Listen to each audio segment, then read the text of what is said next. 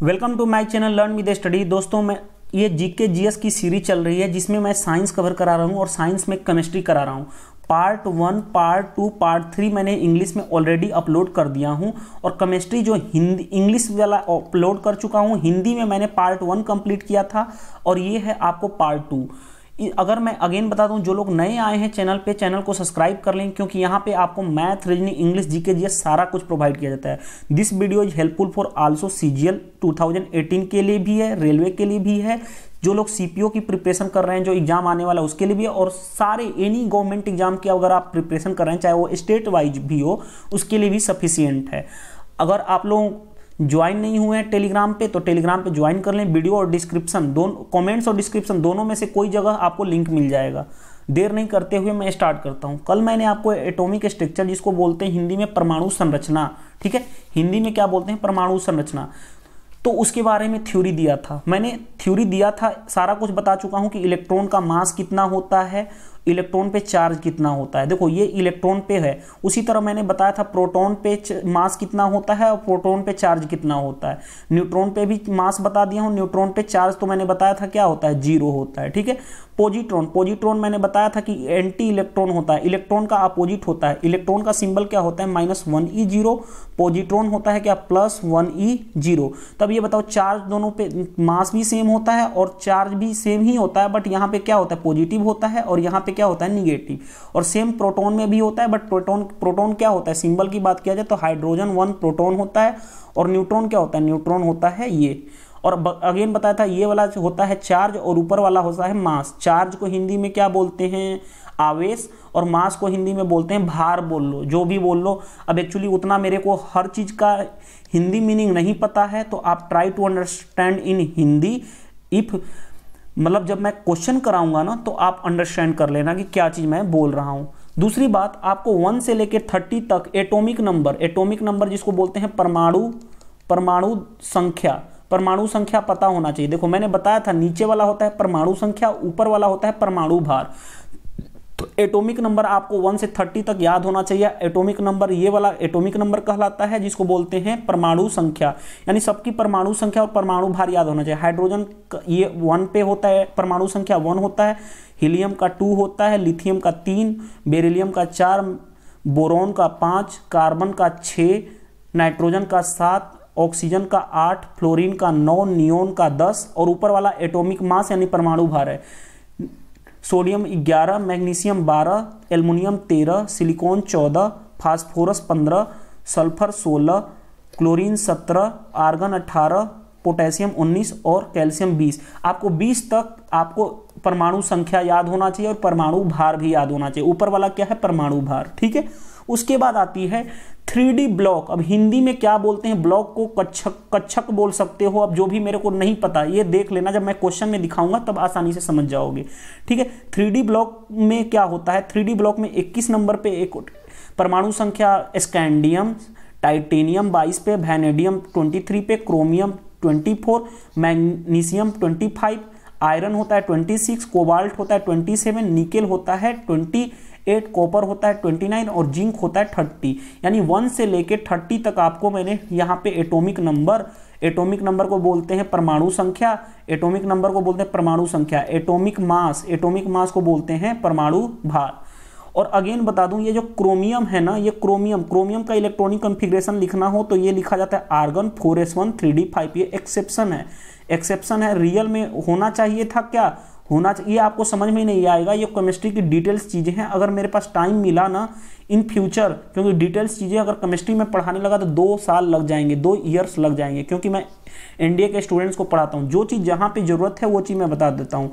Argon होता है 4s2 3d4 होना चाहिए, लेकिन ये वाला इलेक्ट्रॉन यहाँ पे एक इसका ट्रांसफर हो जाता है, इसीलिए गलत हो जाता है, ये चीज होती है। उसी तरह ये भी एक्सेप्शन है, रियल में होता है यहाँ पे 4s1 होगा, ठीक है, सुधार लेना, ठीक है।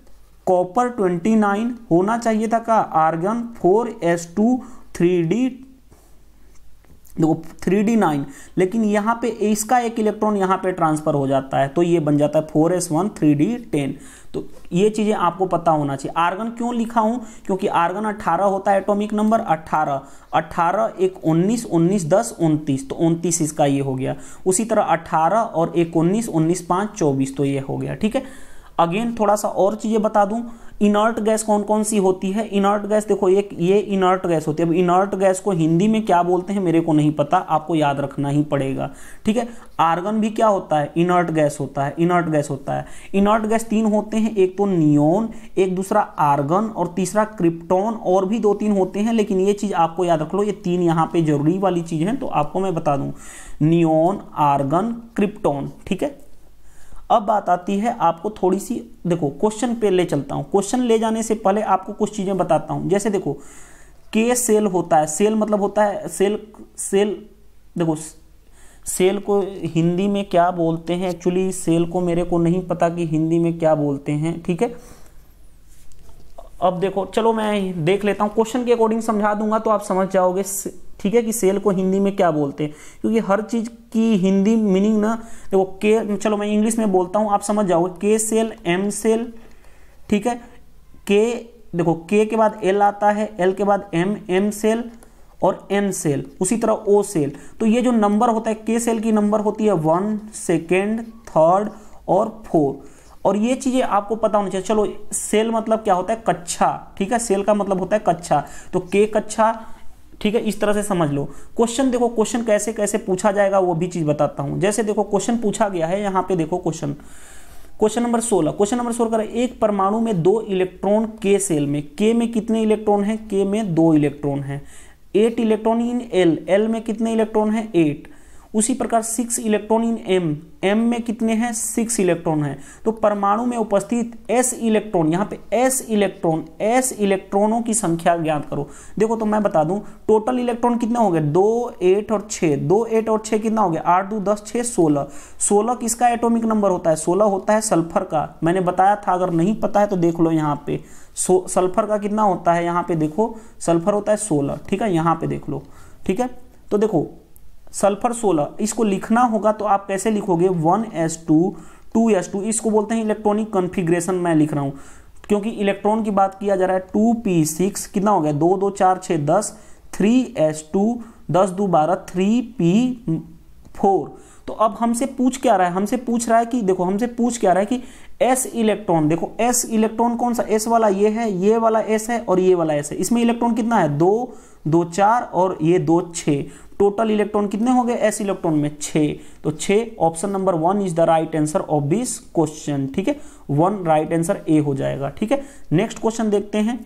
नेक्स्ट क्वेश्चन देखो क्या कह रहा है, नेक्स्ट क्वेश्चन कह रहा है प्रोटॉन इलेक्ट्रॉन से कितना गुना भारी है। मैंने बताया था कि मास ऑफ इलेक्ट्रॉन अगर m हो तो मास ऑफ प्रोटॉन कितना होता है, 1837 times of mass of electron, यानी कि इससे कितना गुना ज्यादा है, भारी है, 1837 टाइम्स। ये तो मैं पहले दिन ही बता दिया था। और मास ऑफ न्यूट्रॉन कितना होता है, approximate 1838 into mass of electron, यानी ये अप्रोक्सीमेट इक्वल होते हैं, लेकिन थोड़ा सा ये हैवी हो जाता है। ठीक है, तो 1837 टाइम्स, तो option number B is the right answer. ये मैं ऑलरेडी थ्योरी पहले ही बता चुका हूं। नेक्स्ट क्वेश्चन देखो, नेक्स्ट क्वेश्चन देखो, 2, 3, 3, 4 कॉन्सेप्ट बताऊंगा। आइसो इलेक्ट्रॉनिक, ठीक है, आइसो इलेक्ट्रॉनिक को हिंदी में बोलते हैं सम इलेक्ट्रॉनिक। ठीक है, आइसो मतलब होता है सम मतलब सेम। आइसो मतलब अगर ये बोला जाए, देखो अगेन मैं बता दूं, आप हिंदी में पढ़ते हो, क्योंकि हिंदी में हर चीज को जानना very difficult task for me, मेरे लिए है, क्योंकि मैं हर चीज इंग्लिश में पढ़ा हूं।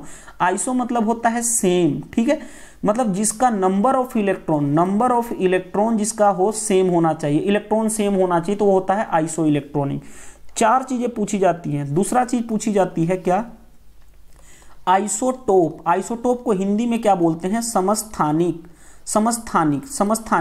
मतलब इसमें क्या होता है, जिसका एटॉमिक नंबर सेम, यानी जिसको बोलते हैं परमाणु संख्या क्या होना चाहिए, सेम होना चाहिए। लेकिन एटॉमिक मास क्या होना चाहिए, यानी जिसको बोलते हैं परमाणु भार, जिसको हिंदी में बोलते हैं परमाणु भार, ये क्या होना चाहिए, डिफरेंट होना चाहिए। ठीक है, तो वो कहलाता है आइसोटोप। थर्ड चीजें आती है आइसोबार। आइसोबार का मतलब होता है संभारिक, संभारिक, संभारिक। अब हिंदी में जितना आता है मैं बता देता हूं, अदरवाइज मैं नहीं बताता।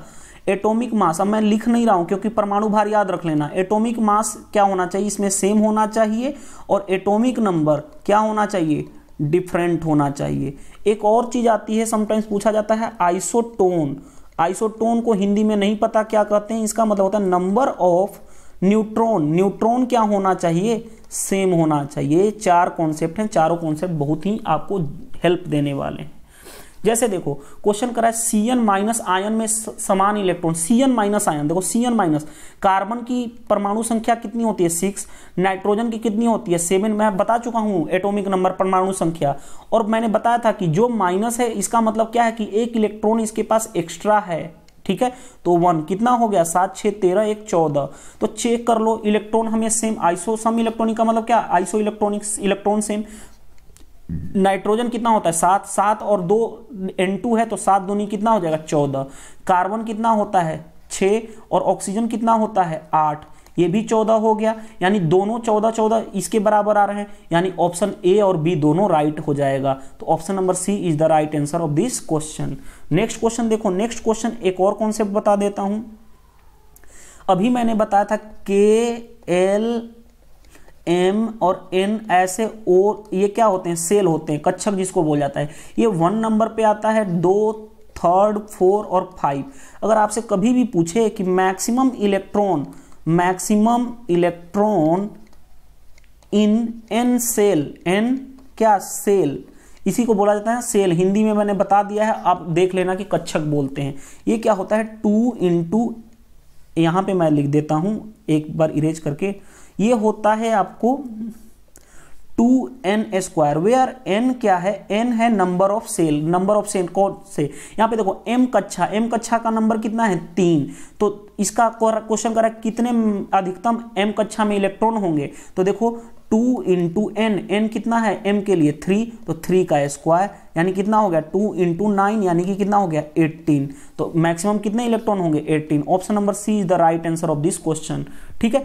अब देखो जितने भी मैंने क्वेश्चन लिया ना, देखो जितने भी स्टार्ट किया था मैंने 16 क्वेश्चन नंबर से, देखो जितने भी क्वेश्चन मैं लिया हूं, अगेन मैं बता दूं कि आपको सारे के सारे जो है ना एग्जाम में पूछे हुए हैं। मैं एग्जाम में सारे के पूछे हुए मतलब ये देखो SSC CHSL 2012 में पूछा हुआ क्वेश्चन है, ठीक है। क्वेश्चन नंबर जो 17 है ना, ये भी आपको SSC एग्जाम में पूछा गया है, साथ ही साथ MTS एग्जाम में पूछा गया है।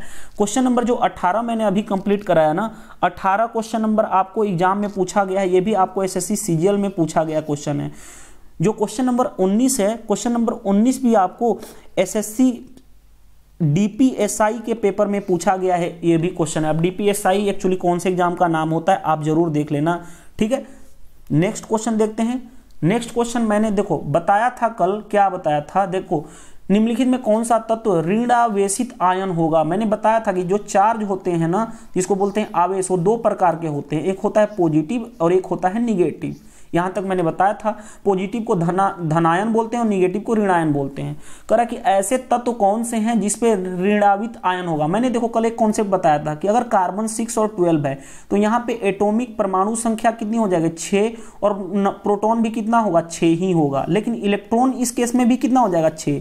लेकिन अगर मैंने बताया था Cl, अगर मैंने बताया था देखो कि सोडियम प्लस है, ठीक है, सोडियम कितना होता है 11। अगर इसमें परमाणु संख्या की बात की जाए तो 11, प्रोटॉन भी क्या होता है 11, लेकिन इलेक्ट्रॉन कितना होता है 1। अगर प्लस है मतलब इसने एक अपना एक इलेक्ट्रॉन क्या कर दिया, लॉस कर दिया, मतलब खो दिया, तो यानी कितना हो जाएगा इलेक्ट्रॉन, 11 था 10 हो जाएगा, ठीक है। लेकिन अगर यही चीज Cl माइनस आ जाए, Cl क्लोरीन होता है 17, तो देखो यहाँ पे परमाणु संख्या कितनी होगी 17, और इलेक्ट्रॉन कितना, प्रोटॉन कितना होगा, प्रोटॉन होगा 17, लेकिन इलेक्ट्रॉन की बात आएगी 17 पहले था, एक माइनस का मतलब इस पे एक और एक्स्ट्रा इलेक्ट्रॉन है, यानी कितना हो जाता 18।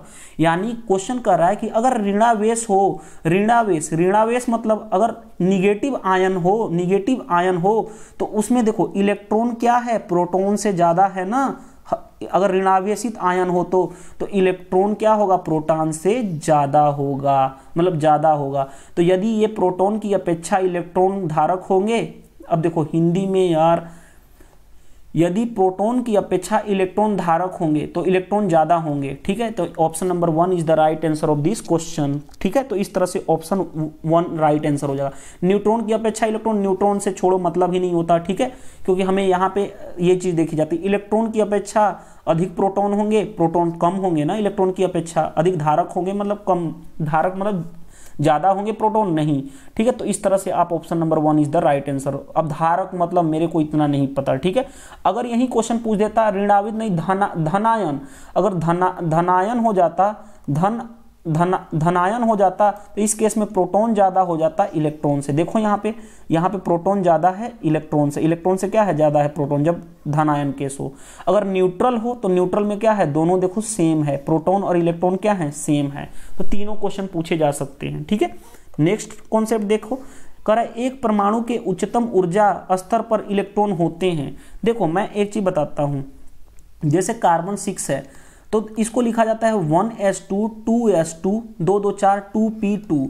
जो ये सबसे लास्ट वाला होता है ना, इसको बोला जाता है इंग्लिश में, अब हिंदी में नहीं पता है, आउटर मोस्ट सेल, और इसको बोला जाता है वैलेंस इलेक्ट्रॉन।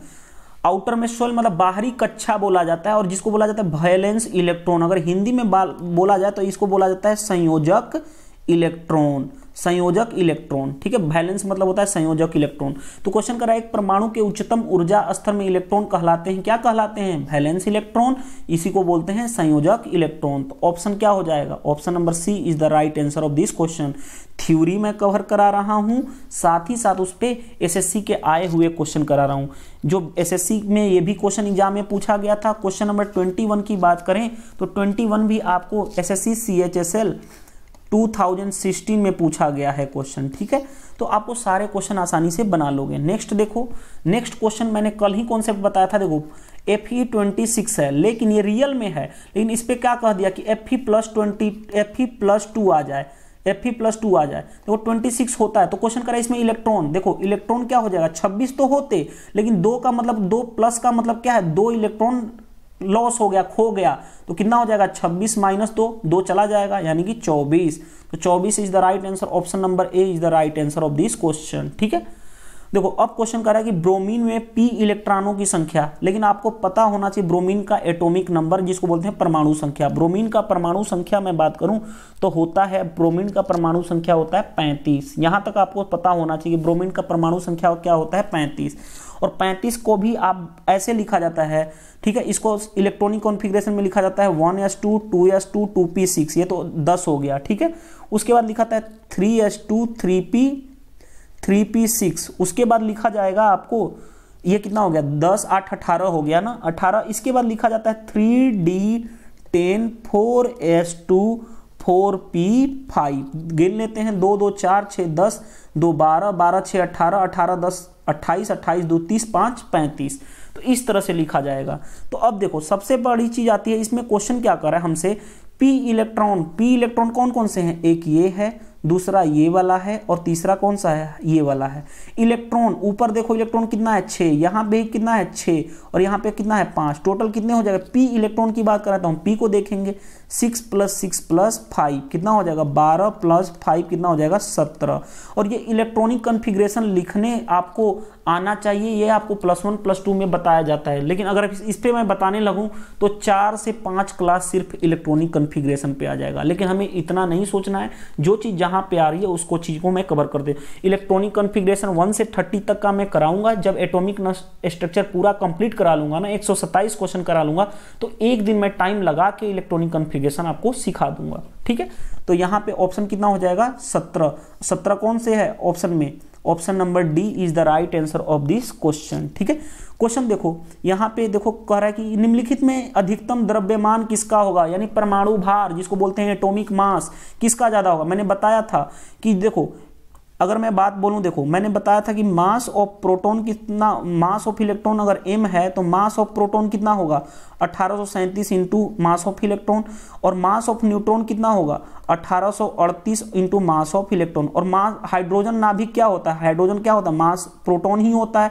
तो ये तो सेम ही हो जाएगा। सबसे ज्यादा किसका है, सबसे ज्यादा किसका होता है न्यूट्रॉन का यहाँ पे। तो option C is the right answer of this question. देखो दिख ही रहा कि 1838 टाइम्स ऑफ इलेक्ट्रॉन। इलेक्ट्रॉन नहीं हो सकता, प्रोटॉन 1837 इससे ज्यादा भारी होता है, ये भी नहीं हो सकता क्योंकि इससे भी ज्यादा थोड़ा सा भारी कौन होता है ये। और ये जो हाइड्रोजन नाभिक का मतलब क्या हो गया, प्रोटॉन ही, हाइड्रोजन नाभिक का मतलब यही, और ये तो कहलाता है प्रोटॉन, ये तो ये इक्वल ही होंगे, ठीक है। तो इस तरह से ऑप्शन सी हो जाएगा राइट आंसर। नेक्स्ट क्वेश्चन देखो, क्वेश्चन कर रहा है कि प्रोटॉन का द्रव्यमान तथा किसका द्रव्यमान समान होता है। देखो मैंने अभी बताया था कि मास ऑफ प्रोटॉन होता है 1837 इंटू मास ऑफ इलेक्ट्रॉन, और मास ऑफ न्यूट्रॉन अप्रोक्सीमेट कितना होता है 1838 इंटू मास ऑफ इलेक्ट्रॉन, यानी थोड़ी सी वेरिएशन है ना इन दोनों में, तो इसी को बोला जाता है अप्रोक्सीमेट इक्वल है। तो क्वेश्चन कर रहा है कि क्या न्यूट्रॉन की ही होगी ना, ये न्यूट्रॉन है तो न्यूट्रॉन का द्रव्यमान क्या होगा, इक्वल होगा। इलेक्ट्रॉन तो हो ही नहीं सकता। अल्फा कण क्या होता है He++।